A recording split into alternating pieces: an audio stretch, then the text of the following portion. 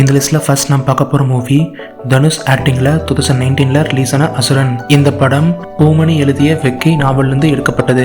அடுத்து 2017 அருண் விஜய் ஆக்டிங்ல ரிலீஸ் ஆன குற்றம் 23 படம் ராஜேஷ்குமார் எழுதிய எண்ணி 8வது நாள் நாவல்ல இருந்து எடுக்கப்பட்டது.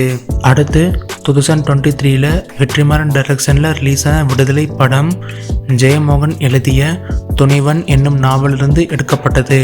அடுத்து 2013 பாலா டைரக்ஷன்ல ரிலீஸ் ஆன பரதேசி படம் ரா முருகவேல் எழுதிய எரியும் பனிக்காடு என்னும் நாவலிருந்து எடுக்கப்பட்டது. அடுத்து 2001 கமல் ஆக்டிங்ல ரிலீஸ் ஆன ஆளவந்தான் படம் கமல்ஹாசனே எழுதிய தாயம் என்னும் நாவலிருந்து எடுக்கப்பட்டது. அடுத்து 1986ல கமல் ஆக்டிங்ல ரிலீஸ் ஆன விக்ரம் படம் சுஜாதா எழுதிய விக்ரம் என்னும் நாவலிருந்து எடுக்கப்பட்டது. அடுத்து 1992ல ரிலீஸ் ஆன மறுபக்கம் படம் இந்திரா பார்த்தசாரதி எழுதிய உச்சி வெயில் என்னும் நாவலிருந்து எடுக்கப்பட்டது. அடுத்து 1978ல ரஜினி ஆக்டிங்ல ரிலீஸ் ஆன முள்ளும் மலரும் படம் உமா சந்திரன் எழுதிய முள்ளும் மலரும் நாவலிருந்து எடுக்கப்பட்டது. அடுத்து 1968ல சிவாஜி ஆக்டிங்ல ரிலீஸ் ஆன தில்லானா மோகலாம்பாள் படம் கோத்தமங்கலம் சுபு எழுதிய தில்லானா மோகலாம்பாள் என்னும் நாவலிருந்து எடுக்கப்பட்டது. அடுத்து 2009ல ரிலீஸ் ஆன ஆனந்த தாண்டவம் படம் சுஜாதா எழுதிய பிரிவோம் சந்திப்போம் நாவலிருந்து எடுக்கப்பட்டது.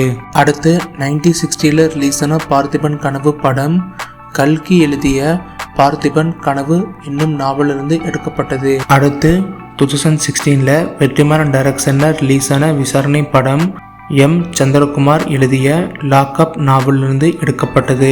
அடுத்து 1981ல ரிலீஸ் ஆன கரையெல்லாம் செண்பகப்பூ படம் சுஜாதா எழுதிய கரையெல்லாம் செண்பகப்பூ என்னும் நாவலிருந்து எடுக்கப்பட்டது. 1981ல ரிலீஸ் ஆன 47 நாட்கள் படம் சிவசங்கரி எழுதிய 47 நாட்கள் என்னும் நாவல் இருந்து எடுக்கப்பட்டது.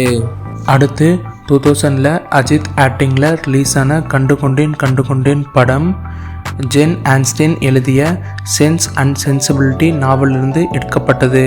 அடுத்து 2010ல ரிலீஸ் ஆன மகிழ்ச்சி படம் பத்மநாபன் எழுதிய தலைமுறைகள் நாவலிருந்து எடுக்கப்பட்டது. 2017 விஜய் தேவகுண்டா ஆக்டிங்ல ரிலீஸ் ஆன நோட்டா. இந்த படம் ஷான் கருப்பசாமி எழுதிய வெட்டாட்டம் நாவலிருந்து எடுக்கப்பட்டது.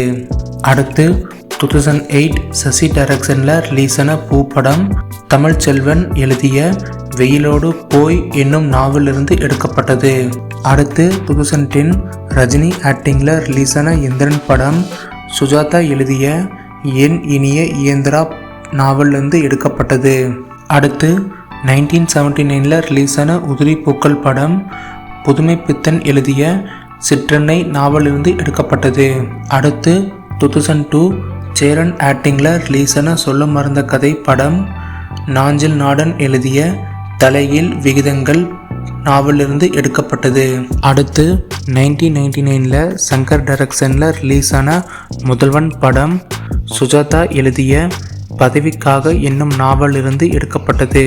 அடுத்து 2016 விஜய் ஆண்டனி ஆக்டிங்ல ரிலீஸ் ஆன சைத்தான் படம் சுஜாதா எழுதிய ஆ என்னும் நாவலிருந்து எடுக்கப்பட்டது. அடுத்து 1955ல சிவாஜி ஆக்டிங்ல ரிலீஸ் ஆன கல்வனின் காதலி படம் கல்கி எழுதிய கல்வனின் காதலி என்னும் நாவல் இருந்து எடுக்கப்பட்டது. 1939ல ரிலீஸ் ஆன தியாக பூமி படம் கல்கி எழுதிய தியாக பூமி என்னும் நாவல் இருந்து எடுக்கப்பட்டது.